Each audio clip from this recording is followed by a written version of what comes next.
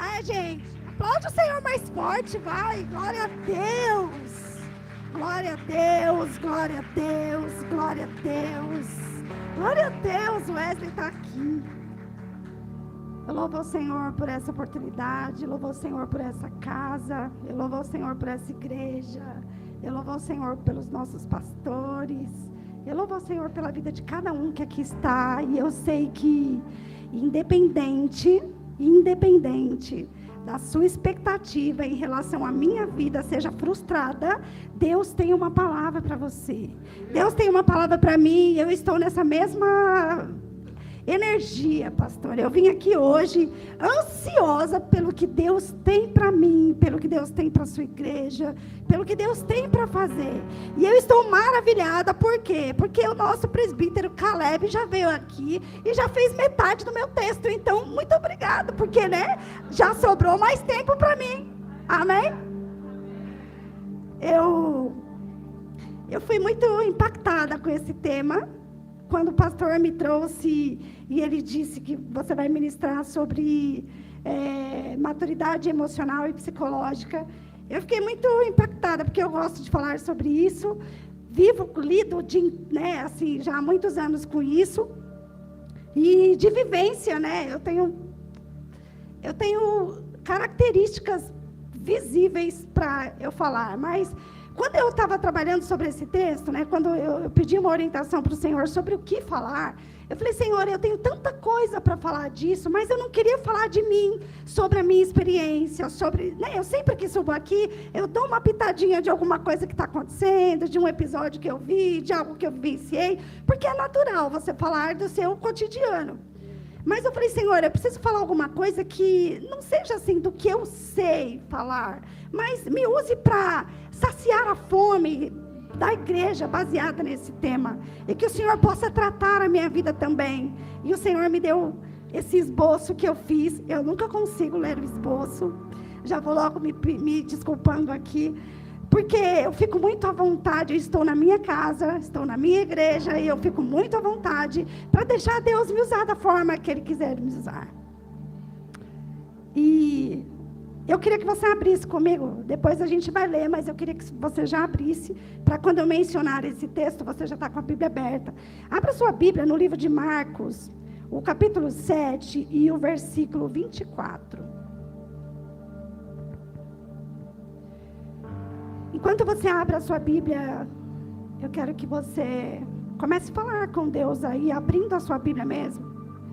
Diga para Ele, Senhor, eu preciso ouvir um tratamento para as minhas emoções. Eu preciso ouvir da Tua palavra, algo que vai tratar meu emocional, meu psicológico.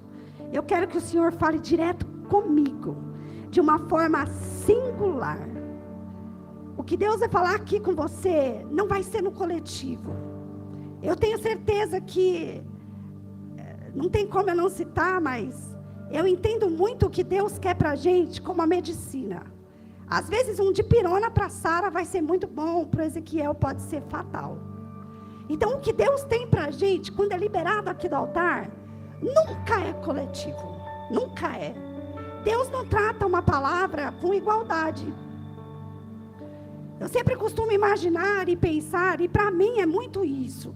Já aconteceu de em alguns cultos, isso durante toda a minha vida de igreja, já aconteceu de eu estar num culto, a palavra, o louvor, uma ministração, está aqui fluindo, e eu olhar à minha volta, não tem ninguém chorando, e só eu me acabando de chorar.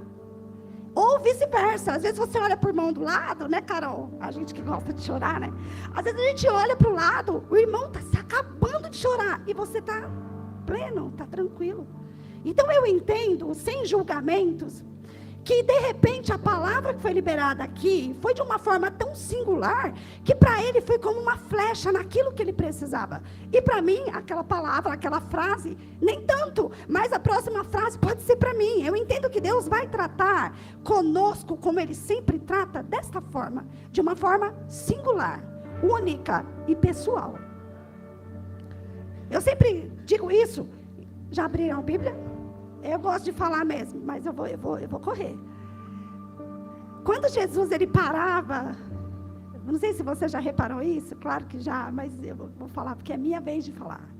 Quando Jesus parava, em qualquer que fosse a situação, ele usava o cenário, o que estava acontecendo.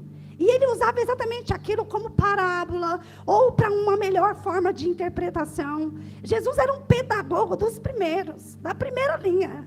Antes de Paulo Freire, as professoras que gostam do Paulo Freire, né, Marilu? Jesus já era o pedagogo, ele era formado na dinâmica, na didática, ele sabia como alcançar o coração. Jesus não precisava falar bonito, nem fazer bonito. O que ele queria fazer, ele fazia da forma que a pessoa entendia. Isso é pedagogia pura. Jesus pegava o cego e ele falava assim, tá cego, peraí, pega o barro, unta o barro, faz o olho para o cego, entrega para ele. Olha que coisa louca. Jesus às vezes pegava o menino que o pastor pregou aqui, né, para multiplicação, ele pegou. Jesus não podia fazer do nada. Em 7 dias ele fez o mundo, ele não podia ter pego do nada e feito aparecer um monte de cestos de pães. Não, ele pega o menino e ele começa a distribuir para fazer um milagre. Por isso que eu amo Jesus, porque das pequenas coisas do nosso cotidiano, do mínimo, ele faz um sermão. Do nada assim, ele faz um tudo. Jesus é incrível, não dá para falar dele sem filosofar, não dá. E eu quero ler com você, antes que fique vermelho também. A mulher cirofenícia, está aqui? Vamos lá? E levantando-se dali, foi para os termos de Tiro e Sidom, e entrando numa casa, não queria que ninguém o soubesse, mas não pôde esconder-se. Porque uma mulher, cuja filha tinha um espírito imundo, ouvindo falar dele, lançou-se aos seus pés. E esta mulher era grega, cirofenícia, de nação, e rogava-lhe expulsasse de sua filha o demônio. Mas Jesus disse, deixa primeiro saciar os filhos, porque não convém tomar do pão dos filhos e lançá-lo aos cachorrinhos. Ela, porém, responde e disse-lhe, Senhor, Senhor, mas também os cachorrinhos comem debaixo da mesa as migalhas dos filhos. Então ele disse, por essa palavra, vai, que o demônio já saiu da tua filha. Amém. Pode fechar sua Bíblia. A gente vai falar dessa mulher, mas eu queria antes conversar com você um pouquinho. Quando a gente fala emoção, você sabe o que é emoção no sentido literal da palavra? Eu quero que você repita isso, porque nunca mais você vai esquecer o que é emoção. A emoção, fale assim, a emoção é subjetivo do psicológico, do fisiológico e do que me acontece. Foi fácil, certo? Foi. Vamos de novo. A emoção é subjetivo do psicológico, do fisiológico e do que me acontece, ou do que está acontecendo ao meu redor, do meio, pronto, para não dificultar. Emoção é isso. Emoção é você se utilizar de uma ferramenta que está lá no seu subconsciente, ou no seu consciente também, porque você está orientado, você sabe onde você está, todo mundo aqui, acredito que sabe quem é, sabe o que está fazendo aqui, né? Nós trazemos para Deus um culto racional, inteligente, então a gente sabe, a gente está aqui porque a gente escolheu estar aqui, amém? É isso. Então a nossa emoção, ela é algo subjetivo, que às vezes a gente nem consegue explicar. Por que eu estou tão feliz? Por que eu estou tão triste? Por que eu estou tão deprimido? Por que eu estou tão, mais ou menos? Porque é uma subjetividade de um contexto, tanto do meu psicológico, quanto do meu fisiológico, quanto do meio em que eu estou, de onde eu estou. O ambiente influencia como nos sentimos. Então, o nosso humor, as nossas emoções automaticamente, não só do psicológico e do fisiológico, elas podem mudar referente ao estado que você se encontra, ao lugar que você se encontra. Já conversou com alguém que você chegou todo e falou, quem é pastor? A pessoa, né? E você dá aquela murchada, e você... A sua emoção muda, porque o contexto da realidade pode te mudar. Então, só para a gente começar, emoção é isso. E o que seria maturidade emocional? Falar de maturidade é um outro ponto. Porque quando a gente vai falar de maturidade, logo a gente pensa algo pronto, algo finalizado, algo no estado excelente, algo perfeito. Maturidade, né? Eu até brinquei que a Sara está quase madura, está verde, né, Sara? A gente logo imagina que maturidade seja um nível pronto. Está pronto, maturou, não é isso? Só que para a gente falar de uma maturidade emocional, eu queria quebrar um pouquinho esse paradigma do que é maturidade, do que está maduro, do que está pronto. E eu queria falar para você como a gente entende. Estamos falando de fases, foi dito aqui já de fases. Do início dessa consagração já foi dito sobre atitudes de menino. Então eu quero continuar falando sobre isso. Eu quero continuar falando para você que a maturidade emocional, ela não começa, ou seja, ela não finaliza na fase adulta. E eu vou te explicar o porquê. Você conhece pessoas que têm 18 anos, que é, né, preconizado pela nossa instituição brasileira, 18 anos é a maioridade, certo? Você conhece alguém com 18 anos que não é maduro? Oxi, até mais. Mas você pode conhecer alguém que tem 15, que já é maduro. Tanto que é discutido, né, a questão da eleição, da votação, né, do direito ao voto, com menor idade que 18. Só que ainda estudos dizem que o nosso cérebro, quando a gente está lá na formação da gestação da nossa mãe, a gente começa a ter episódios de conexões, que são chamados de sinapses, de um neurônio para um outro neurônio. Todo mundo tem neurônio aqui, tá bom? Os neurônios fazem as conexões das nossas ações dentro do nosso cérebro. Quando a gente ainda está em formação, os nossos neurônios, eles são muito ágeis, eles são muito rápidos. Por quê? A gente está começando um processo de aprendizagem. E depois que a gente conseguiu várias conexões, pensa comigo, existe um mapa que está sendo desenhado. Eu vou falar assim, porque eu acho que fica bem mais fácil para a gente entender. Esse mapa está numa cartolina branca. E aí começa a ser feito aquele bebê. Então as conexões começam a rabiscar ali de um neurônio para outro, né? Essas interligações vão criando o mundo desse ser humano, seu, meu, da nossa formação.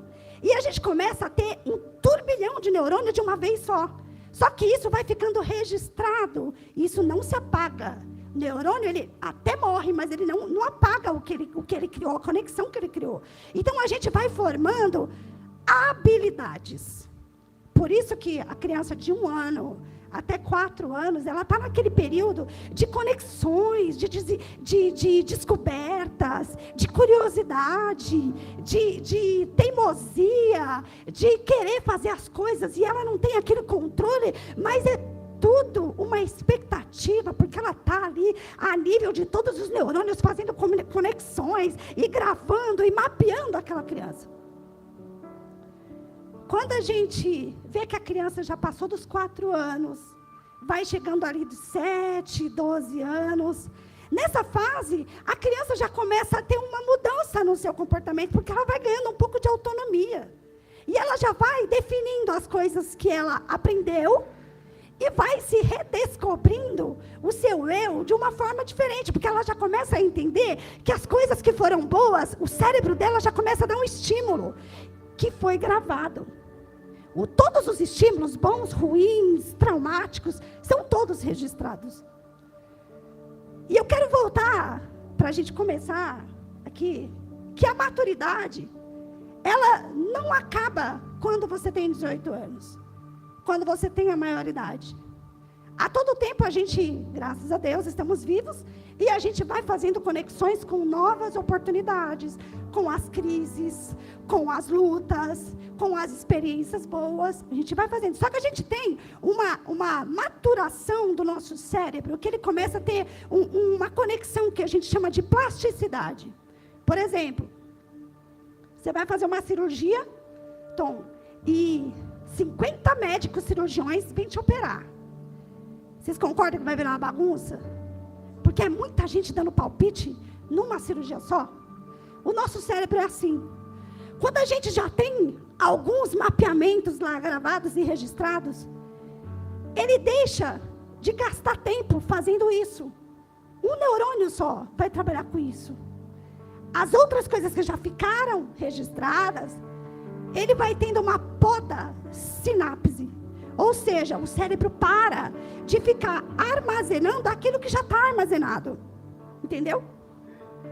A inteligência do nosso cérebro, o que já está registrado, ele não vai registrar de novo. Por cima daquilo, repetir. Gente, eu esqueci, tem um médico aqui, né? Tá certo, Gustavo, que eu estou falando? Muito obrigada. Então, a gente vai registrando menor quantidade.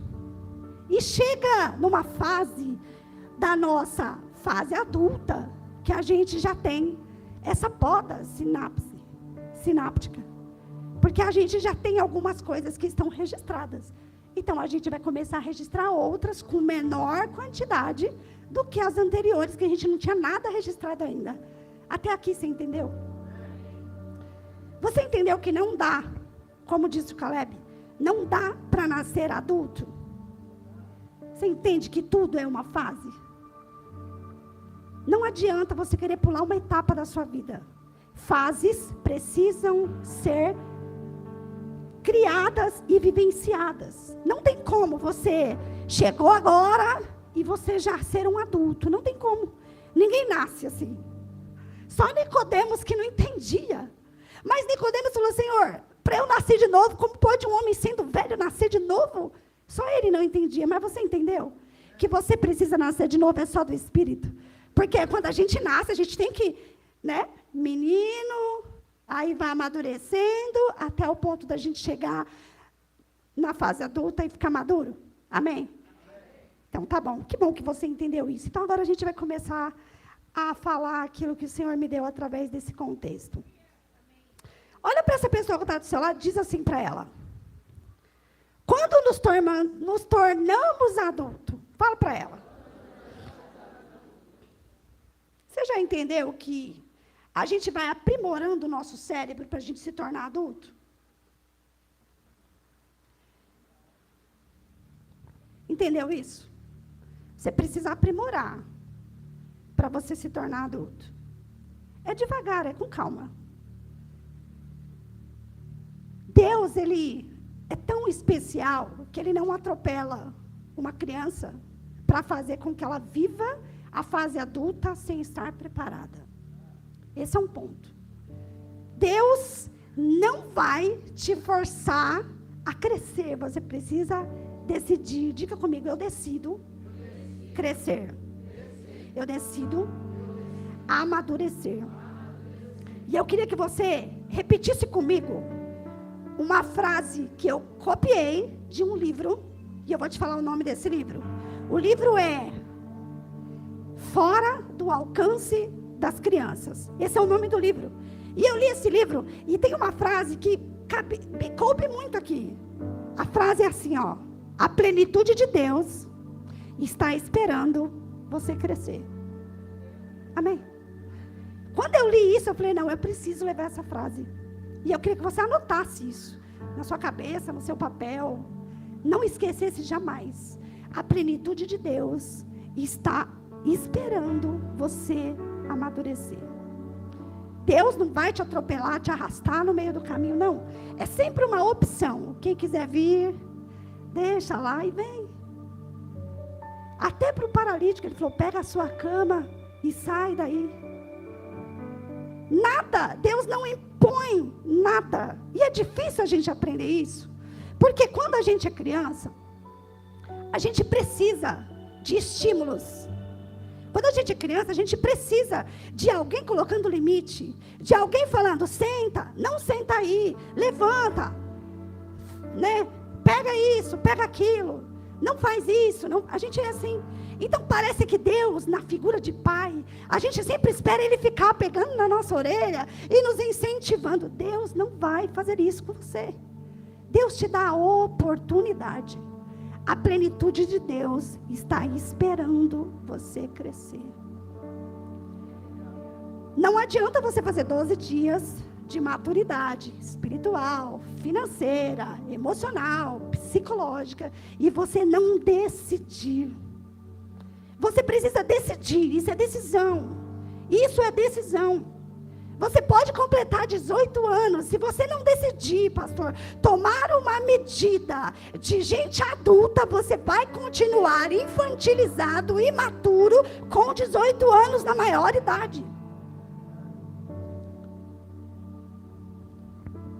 Quando eu li isso, que a plenitude de Deus está nos esperando, eu vi nitidamente um texto que veio a mim, do filho pródigo. O filho, a história eu não vou ler toda, mas eu vou mencionar.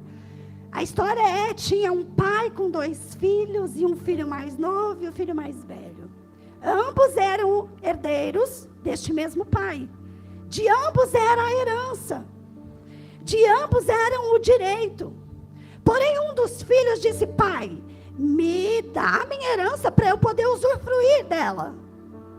Veja que imaturidade. Ele morava com o pai, tinha direito à herança, era por direito dele, tudo que tinha. E ele fala, pai, me dá a minha herança porque eu preciso usufruir dela. Gente imatura. Atitude imatura. Ele era imaturo. Ele sabia que Deus, o pai, figurativo aqui, mas o pai tinha herança e a herança era dele, mas ele não entendia. Uma criança, vou dar um exemplo aqui, o Pedro. Pedro tem toda a herança da Sara e do Ezequiel. Ele pode administrar essa herança? Por que ele não pode? Porque ele é uma criança. Mesmo que a Sara queira que ele fique com a herança e administre essa herança, ela não vai poder confiar essa herança, porque ele é uma criança. Ela vai ter que esperar ele fazer o quê? Crescer. O apóstolo Paulo, no livro de Gálatas, capítulo 4, versículo 12, ele diz assim, ó, sobre uma proteção, sobre uma guarda, que quando o filho menor tinha a morte do pai, logo arrumava-se um guardião para uma tutela impúbere.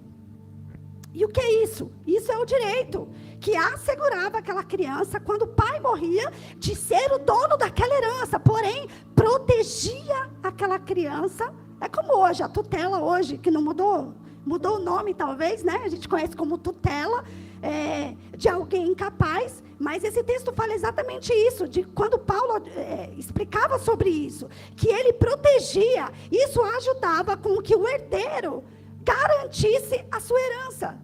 Só que mesmo sendo filho, mesmo tendo sobrenome, essa criança não tinha acesso à herança, porque era uma criança. Não tinha condições. Então esse guardião, ou seja, hoje mais conhecido como tutelar, ele dava todo o suporte e a proteção de que alguém não roubasse essa herança dessa criança. O apóstolo Paulo já explicava isso. Só que o filho pródigo, os filhos deste homem, dessa parábola do filho pródigo, ele não entendia que tudo que era do pai era dele. Ele não entendia. Mas eu vou te explicar uma coisa.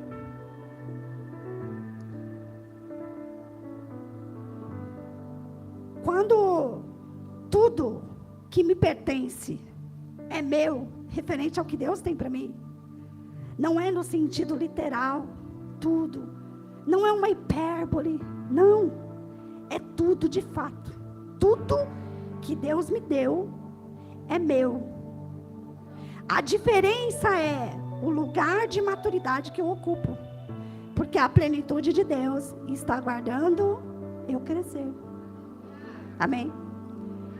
Todos aqui são filhos. Todos os que receberam a Deus, foram dados a vocês o direito de serem chamados filhos. Aqueles 2 meninos eram filhos. Eles tinham acesso à herança, mas eles não entendiam o lugar em que ocupavam, de filhos e de herdeiros. A plenitude de Deus espera crescimento, nosso crescimento.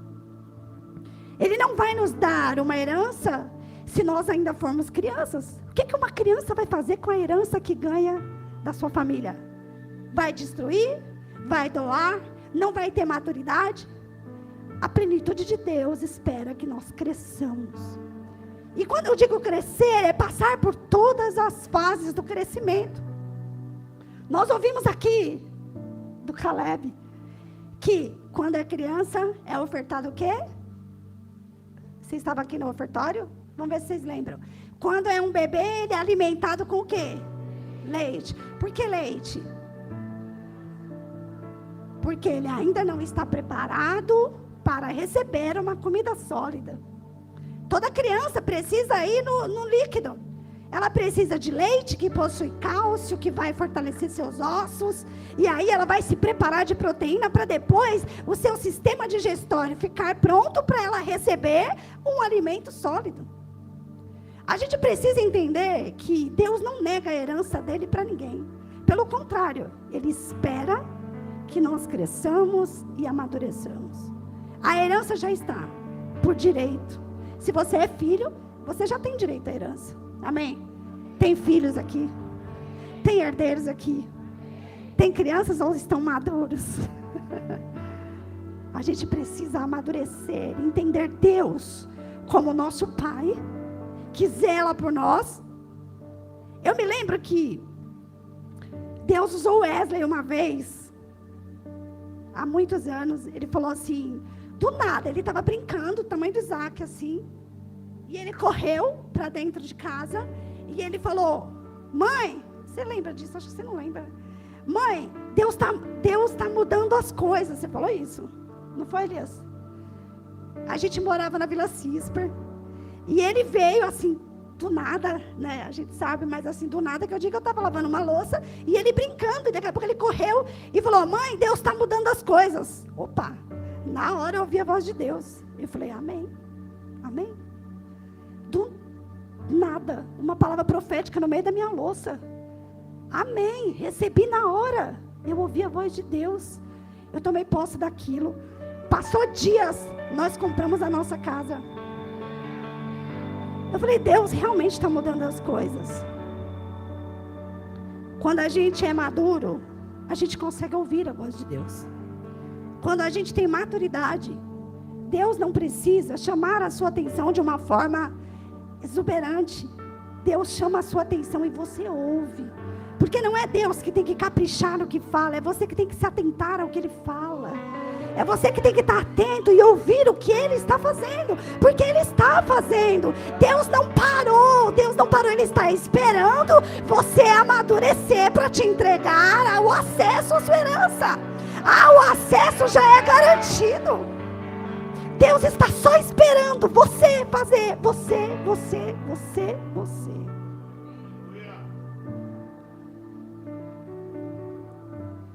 No livro de Lucas, o filho pródigo, que eu acabei de mencionar, ele não acessou a herança, porque ele não tinha discernimento que ele era filho e que o acesso era dele. O pai estava lá. Você lembra o final da história? O pai continua esperando. O pai espera o filho amadurecer. Como é ruim ter que passar por situações para amadurecer. Como é ruim Deus te esperar. Você vivenciar coisas que você fale, poxa vida, eu não precisava passar por isso. Eu já tinha o acesso. E Deus ficou me esperando. Mas Deus tem paciência. Deus te dá oportunidade. Deus te fala nesta noite, nesse dia, que Ele está esperando você amadurecer. Mas até quando você vai ficar adiando uma herança? Até quando você vai ficar sem posicionamento? Até quando você vai ficar se fazendo de vítima? Para você viver a herança que Deus te dá. Existe uma coisa, uma emoção chamada medo. Não estou falando nada do que está aqui. Estou pegando alguma coisa para a gente seguir, mas o Senhor me fala sobre essa emoção. Uma emoção chamada medo. E essa emoção, ela tem o poder de força, que é te paralisar, te congelar, ou te fazer ir para cima. Uma criança, ela não tem discernimento do perigo, concorda?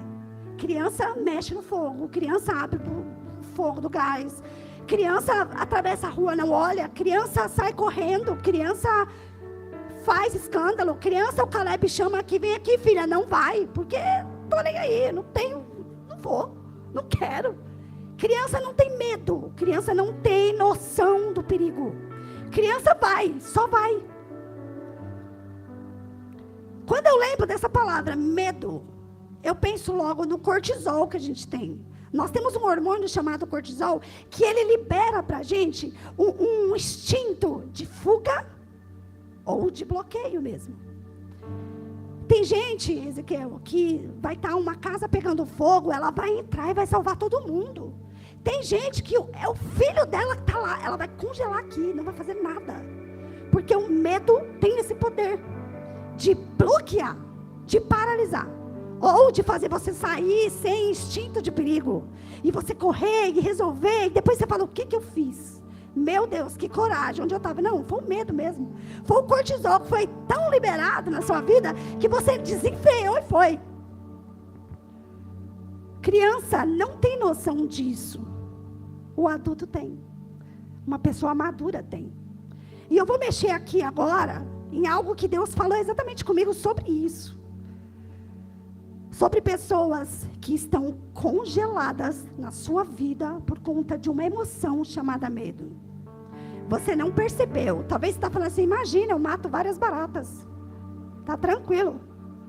Eu, vou ser sincera, quando eu tinha aquele bichinho voando aqui, eu ficava assim no louvor. Olhando o bichinho, porque eu morro de medo daquele bichinho. Bicho que voa, me dá medo. Não gosto. Pastor não gosta de gato, né? Eu ia falar que tem medo. Pastor não gosta de gato, eu não gosto de bicho que voa. Mas o medo, ele é capaz de te trazer no seu subconsciente uma coisa chamada, eu não vou conseguir. Medo. O medo traz um estímulo para você. Não faça, você não vai conseguir. Isso é medo. Talvez você fale, mas eu sou super corajosa, né? Eu sou super corajosa, eu faço isso, eu faço várias coisas. Mas tem coisa que você começa e você desiste. Sabe o que é isso? Uma emoção chamada medo. O medo te faz, indiretamente, você bloquear coisas na sua vida. Traumas que ficaram lá no passado, talvez estejam te bloqueando agora. E talvez você nem sabe por que você começou uma faculdade e trancou. Medo. Você paralisou, você congelou no tempo. Você está lá naquele trauma e você nem sabe. Eu quero liberar para você agora, isso é muito sério. E eu quero liberar para você, sem psique mesmo, eu quero liberar do céu. Levanta sua mão assim, só para você que crê nisso, Eu quero liberar para você um destravar desse medo na sua vida. Pessoas aqui, pastor, não conseguem trabalhar, não conseguem avançar, não conseguem estudar, não conseguem progredir. Não é porque tem limitação, não, é porque estão congeladas de medo. E eu quero liberar para você nesta noite maturidade. Eu quero liberar em nome de Jesus todo medo, lança fora. Para de ser menino, decida crescer. Decida, tome essa decisão de desbloquear. Fora todo medo em nome de Jesus. Aplaude a Jesus, aplaude o Senhor.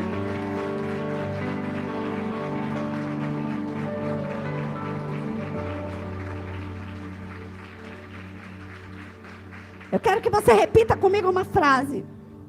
E a frase é: o tempo é indispensável para o crescimento. Porém, eu preciso decidir. É isso. O tempo é indispensável. Eu não estou falando que você tem que nascer grande, Caleb. Não tem. Mas você precisa decidir crescer. Amém? Você está decidido sair dessa fase que você entrou aqui hoje? Eu não sei que fase que você entrou. Não sei se é uma fase não consigo. Eu não sei se é uma frase eu não aguento. Eu não sei se é uma fase eu estou cansado. Eu não sei se é uma fase Deus não está me vendo. Eu não sei que fase que você entrou aqui. Mas você precisa decidir sair dessa fase. Você precisa decidir crescer. O tempo é indispensável, mas chega. Parou. Estamos no tempo da maturidade agora. Chega. Está na hora da gente crescer. Está na hora da gente amadurecer. Sair dessa fase e eu decido isso. Amém? Você sabia que na igreja, isso é uma frase copiada, tá? Mas eu copiei, eu quis copiar.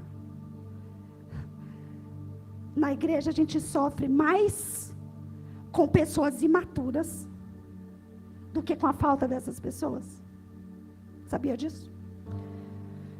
A gente vem na igreja, e eu não estou falando aqui na nossa igreja, não. Nossa igreja é uma bênção, uma igreja que tem palavra, uma igreja que tem alimento, que tem leite, mas que tem feijoada. É uma igreja que tem de tudo, uma igreja que você não tem falta de nada. Se você sair daqui falando, ai, hoje eu saí com fome porque não teve, problema seu, porque eu saio cheia todo dia. A gente sofre mais com pessoas imaturas dentro da igreja. Não estou falando lá fora, não. A palavra é para nós mesmo. A gente sofre mais com isso do que com outra coisa. Nós somos imaturos porque a gente tem pressa que Deus faça. Mas Deus não é burro. Deus só vai fazer para a gente quando a gente estiver pronto para receber. Deus não te deu ainda, a culpa é sua. Desculpa. Deus não fez ainda na sua vida, a culpa é sua. Não adianta você vir aqui durante o apelo, se prostrar e você sair sem querer crescer. Não vai receber. Deus não vai dar algo que seja prejudicial para você. Deus não vai te oferecer alguma coisa que vai te matar. Eu comecei falando aqui do dipirona, da medicação. Esse livro que eu citei, que se você quiser ler, é muito bom. Esse livro, ele fala fora do alcance das crianças. Na minha casa, por exemplo, não tem criança. Que a criança que tem lá em casa, né, passou de mim. Eu preciso das coisas, eu peço para ele pegar lá em cima. Eu estou brincando, né, Wesley? Mas não tem criança. Só que as medicações na minha casa ficam no alto. Você guarda a medicação embaixo, assim? Geralmente a gente guarda no lugar alto. Fora do alcance das crianças. Sabe o que Deus está ministrando para mim agora aqui? Tem coisa que está fora do alcance das crianças aqui. Tem coisa que não chegou para você porque está fora do alcance das crianças. Meu Deus do céu, olha que forte isso. Eu estou recebendo isso para mim. Tem coisa que não veio para mim porque está fora do alcance das crianças. Não está pronto ainda, Deus não vai te entregar. Ah, meu Deus.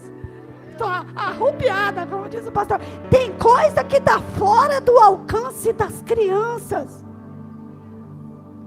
Deus, a plenitude dele está esperando a gente crescer, Maria. Até quando a gente vai ser menino? Fala para mim. Até quando a gente vai ficar brincando no chão de menino e não acessar as coisas altas? As coisas que estão fora do alcance das crianças. Até quando a gente vai ficar nesse acesso limitado? Tem coisa que está fora do alcance das crianças.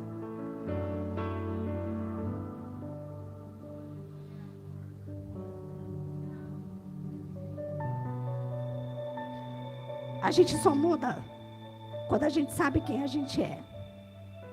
Não tem como. O pastor pode fazer 15 apacentamentos com a Mariana. Ela não vai mudar se ela não conhecer quem ela é. Você vai gastar sua noite de sono Você vai gastar seu joelho orando e ela vai continuar sendo como ela é.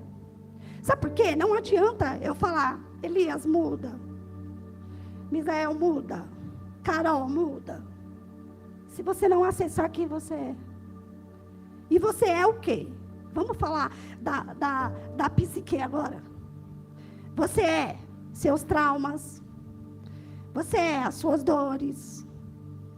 Você é as fomes que você passou na infância. Você é os gritos que você levou na infância. Você é tudo aquilo que foi formado do seu eu. Não tem como. Ah, eu sou super mulher de Deus. Não, eu sou quem eu fui criada. Antes de eu ser mulher de Deus, eu sou a pessoa que eu fui criada lá na Vila Cisper, com os meus pais, que vieram aqui na minha casa hoje, que me protegeram, que me deram amor e carinho, que eu sou essa pessoa. Eu só mudo se eu souber quem sou eu hoje. Porque às vezes a gente fica adulto e a gente não sabe quem a gente é. E a gente não decide amadurecer. Porque se eu sei, Marilu, quem eu sou, eu vou poder mudar. Porque eu vou falar, peraí, um dia eu escutei, não faça isso que não vai dar certo. Ah, então eu vou mudar, eu vou fazer, porque vai dar certo. E eu estou falando por mim mesma. Eu fiz, a Mari sabe da história, lá. Quando eu comecei a trabalhar na enfermagem, uma pessoa falou assim, nada a ver, enfermeira, nada a ver. Realmente, eu não gostava de ver, né, secreções, sangue, essas coisas. E aí, mas falaram para mim, nada a ver, você vai estudar isso? Aí eu falei, só porque falaram, agora eu vou. Agora eu vou. Foi minha primeira lição, minha primeira matéria, foi no necrotério. E eu tinha enterrado uma filha. Foi minha primeira visita no necrotério depois disso. Eu entrei na faculdade, quando eu pisei no necrotério, que eu senti aquele cheiro de formol, aquilo veio me paralisando. Eu falei, professora, eu não estou bem, posso tomar um ar e voltar? Pode. Fui lá fora, tomei um ar, respirei e voltei. Estou aqui. Sabe o que é isso? Eu me conheço. Eu sei quem sou eu sei aonde foi tocada a ferida que foi tocada. Eu sei quem sou eu. Só porque falaram, agora eu vou fazer. Porque eu quis mudar. Eu decidi crescer, eu decidi. Eu falei, eu vou fazer agora. Agora eu vou fazer. Nem que eu guarde na gaveta, mas eu vou fazer, vou terminar. Quando a gente se conhece, quando a gente sabe o nosso trauma, a gente sabe o que precisa mudar.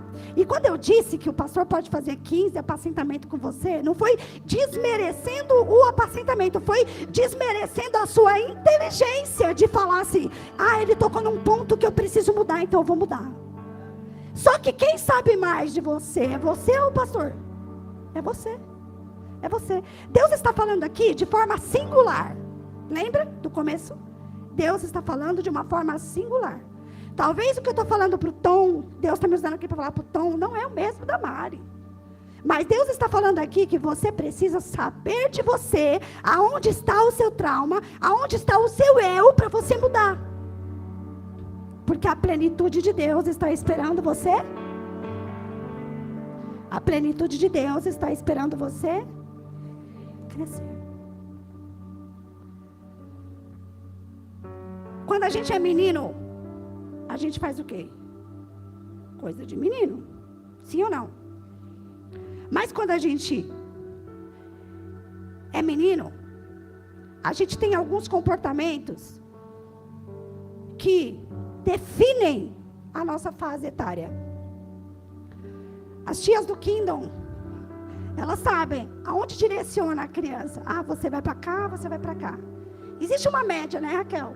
De tal fase a tal fase, fica nessa sala, de fase tal, tal. Mas, os meus filhos, por exemplo, eu que sou mãe coruja, deixa eu falar. Eu que sou mãe coruja, posso falar isso.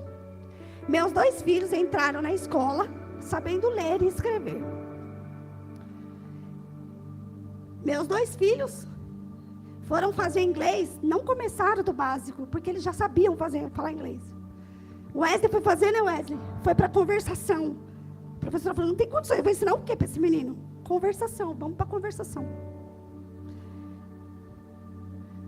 Talvez a idade não caracteriza o comportamento, é isso que eu estou querendo dizer. Quando os meus filhos entraram na escola, eles tinham a idade de entrar na primeira série. Mas a primeira série já não cabia mais para eles, porque eles já sabiam. Então eles tinham que ir para a segunda ou terceira.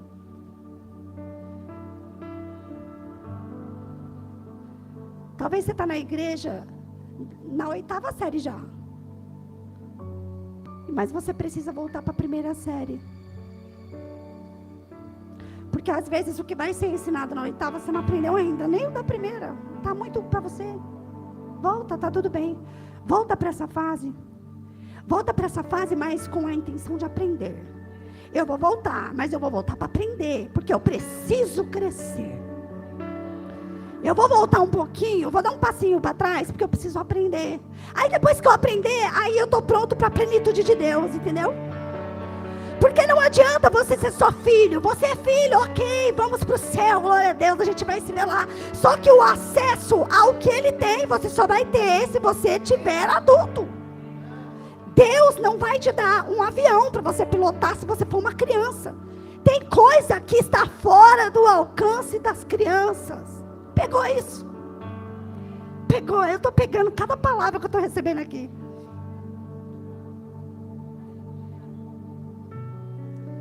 Só quem é maduro consegue fazer essa autoanálise.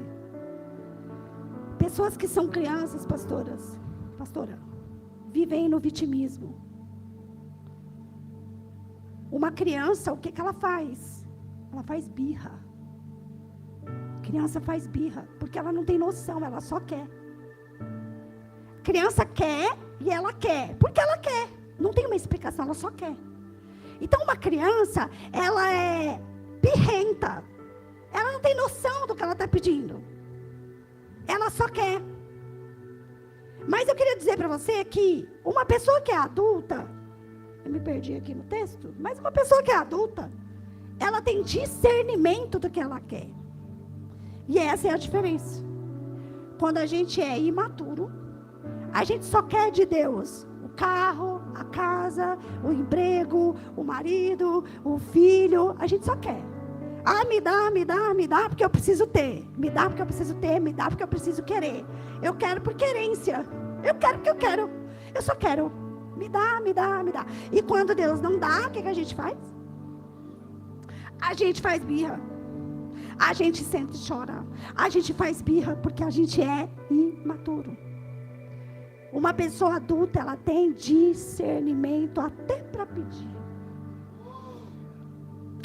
Ah, vou falar do texto que eu li, né? Porque eu já preguei, não falei do texto. Aí fica ruim para mim. Quem está com a Bíblia aberta? Levantando-se Jesus, ele saiu e ele foi para uma terra de Tiro e Sidom. Quando ele entra numa casa para ficar um pouquinho mais tranquilo, a intenção de Jesus era essa. Não sei se era essa no coração dele, mas o texto diz que era. Jesus entra quietinho porque ele não queria que ninguém soubesse que ele estivesse ali. E eles entram naquela casa. Só que, veja bem, uma mulher cuja, o meu texto, a minha Bíblia é a Bíblia Shed. Boa, né, pastor? Essa Bíblia, gente, porque o pastor, ele briga com as Bíblias que a gente tem aqui, hein? Presta atenção no que você compra.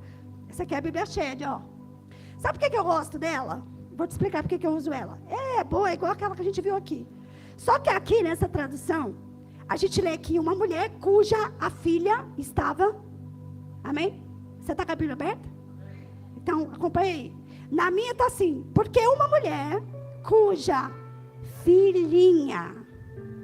Por isso que eu gosto dessa, porque é mais fofinha, só por isso. Porque a mulher tinha uma filhinha. A filhinha dela estava dodói. Só para justificar a minha vida. Já eu. Gente, essa Bíblia, ó, vou falar uma coisa para vocês, espera aí. Já foi.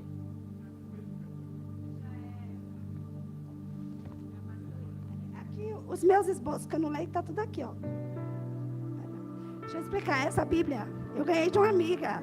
Deixa eu explicar, né, gente? Da Sara, né, Sara? Há muitos anos eu ganhei essa Bíblia da Sara e ela já foi rosa. Não é mais, tinha até uma flor, ó. Não tem mais. Amadureceu, acabou as pétalas. Essa mulher tinha uma filhinha que estava doente de espíritos imundos. E ela ouviu a respeito de Jesus. Eu vou parar aqui, depois a gente continua. Ela ouviu falar de Jesus. Aí, a gente faz um link em tudo que a gente tem ouvido aqui nesses dias já. O pastor disse aqui sobre crise, sobre batalha espiritual, e a gente vai só linkando com o que Deus tem até os últimos dias, até o último dia. Essa mulher vivia uma batalha espiritual, porque a filha estava acamada com demônios. Mas essa mulher, ela foi sensível a ouvir que Jesus estava numa casa. Ela ouviu falar. Ela era uma mulher que não era da religião. Vamos falar assim para ficar mais claro. Ela não era digna, porque ela não era da religião. Era judia. Não era judia. Essa mulher cananeia. Essa mulher, por direito, ela não tinha mesmo o direito de usufruir de herança nenhuma de Jesus. Mas quando ela ouviu falar, possivelmente a fofoca, né, corria também, não tinha o Instagram, não tinha o WhatsApp, mas o povo falava, cidade pequena, o povo falava, e ela ouviu falar que Jesus estava ali. Ela foi sensível, ela ouviu. No tempo de crise, o que uma criança faz? Birra, chora, se joga no chão, perde a voz, fica rouca, bate nos outros. Todo mundo aqui tem, a maioria daqui das mulheres tem filho, né? Meus filhos, só um detalhe, tá? Meus filhos não faziam isso não, porque eu ameaçava eles. A educação agora não permite. Na minha época permitia. Na igreja, sentadinho. Olha como eles ficam até hoje. Viu? Sentadinho. Eu ameaçava, pastor. Esse negócio de criança fazer birra, nunca. Na minha casa, não tinha não. Não tinha isso não. Mercado, até hoje, se eu for com eles e falar, não vai levar, não vai levar. Não vai levar, não é, filho? É isso. Porque às vezes quer umas Nutella de R$40, eu fico, gente, pra que Nutella? Nem gosto. Nutella, R$40, Sara. Não dá. Oh, amor, não dá. Um vidrinho desse tamanho, pastor, não gosto de chocolate. Desse tamanho, não dá. Não. Dá lombriga. Pode não. Criança, quando não ganha o que quer, faz birra.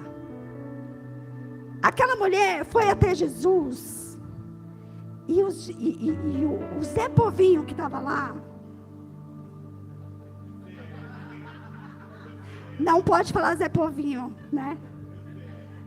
Mas tinha um certo povo, muito crente, que eles falaram, essa mulher está clamando.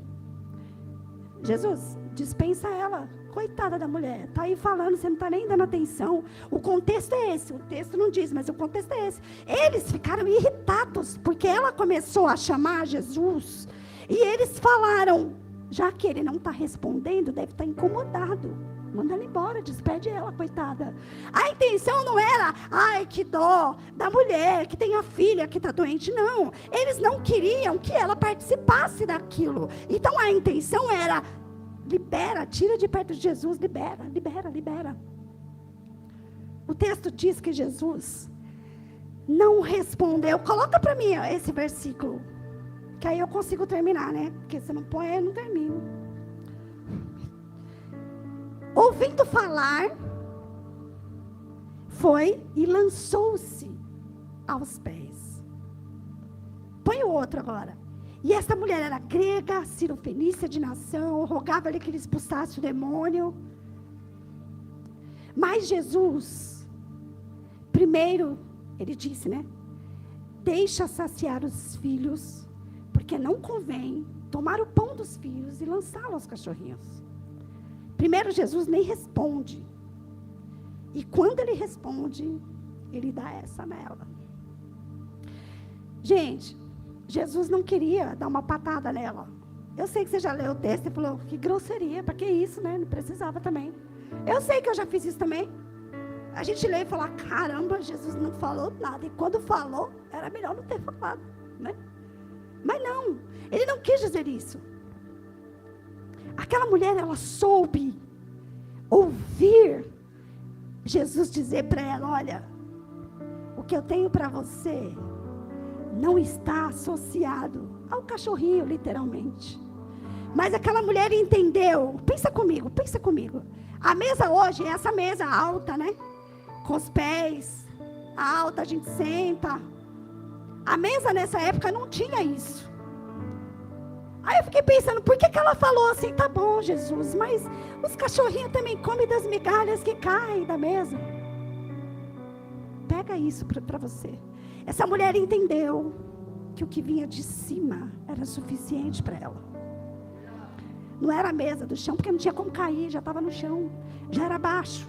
Essa mulher entendeu, Senhor, o que vem da tua mesa, o que vem do teu trono, o que vai cair como migalha, para mim já está bom, é o suficiente. Essa mulher teve uma maturidade de entendimento dessa revelação, quando Jesus disse para ela, eu não posso dar para os cachorrinhos, tirar do filho e dar para os cachorrinhos. Ele queria dizer para ela, se você tiver fé, aquilo que sobrar vai ser o suficiente para você. Às vezes a gente é tão pequeno que a gente não entende que a mesa tem pra gente o suficiente.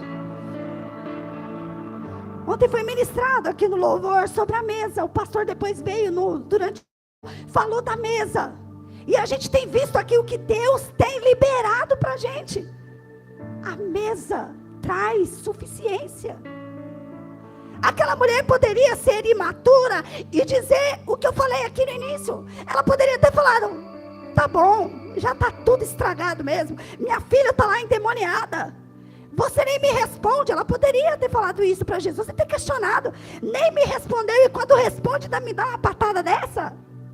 Nem precisava mesmo. Virar as costas e ir embora. Eu não sei se maturidade para você faz sentido de equilíbrio. Faz sentido? Tem pessoas que são tão desequilibradas. E eu não vou negar.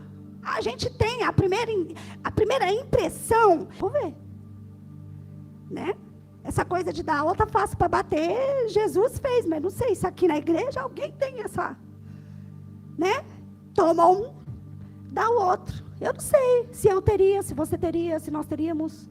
Eu não sei como é que é pra gente. A gente levar né? E a gente oferecer o outro lado. Pode fazer nesse agora. Tá tudo bem. Não sei. Mas essa mulher, ela fez exatamente isso. Quando ela recebe de Jesus, ela fala assim, então tá bom. O que vier da sua mesa vai me sustentar. Vai ser suficiente para mim. Sabe o que Jesus faz? Jesus fala para essa mulher. Jesus suspira. Para Jesus suspirar de uma palavra de alguém. Eu acho que eu só lembro do centurião, né? Que ele falou, tua fé. Da fé. Mas para essa mulher, ele falou a mesma coisa. Ele fez, mulher. Ele admirou. Ele admirou o posicionamento de maturidade dessa mulher. Eu sei que na primeira crise que a gente passa, o primeiro confronto que a gente recebe, a gente quer, por instinto, fazer o quê? Revidar. A gente quer revidar. Mas eu queria que você, antes que você durma, fale assim comigo. Maturidade me dá prolongamento do instinto das ações. Fala de novo, porque tem gente que está quase dormindo. Maturidade me faz prolongar as minhas ações. Grava isso. Até os 12 dias. Pelo menos. Quando a gente não tem maturidade, a gente não pensa. A gente vai pro embate. Pessoa, batalha espiritual. A gente, quando não tem maturidade, a primeira coisa que a gente faz, ação, reação, toma e toma. Quem já? Quem nunca?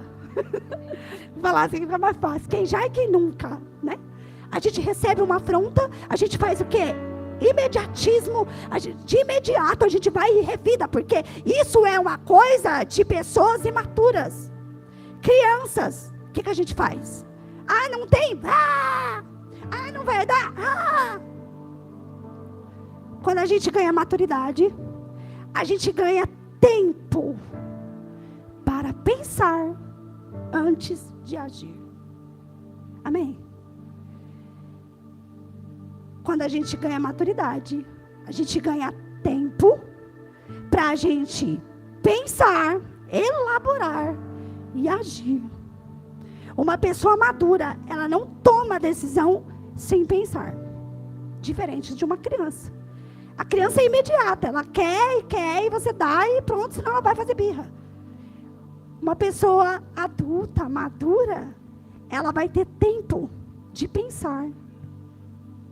Aquela mulher, do texto que a gente leu, ela teve a oportunidade de usar uma ação reativa ou de pensar na possibilidade. Essa mulher foi tão inteligente, gente, porque se ela fosse imatura, ela teria perdido a oportunidade. Com razão, talvez, porque ela nem tinha direito mesmo, então ela podia falar, tá bom, me ignorou até agora, e agora quando responde, ainda, né? Ela poderia ter feito isso, mas ela responde através de um discernimento de maturidade, pela oportunidade que ela teve, porque quando ela escuta assim, que Jesus fala para ela, tem um ponto aqui para mim, que ele fala assim, Jesus responde, não é bom. Você viu Jesus falando aqui, eu não vou te dar?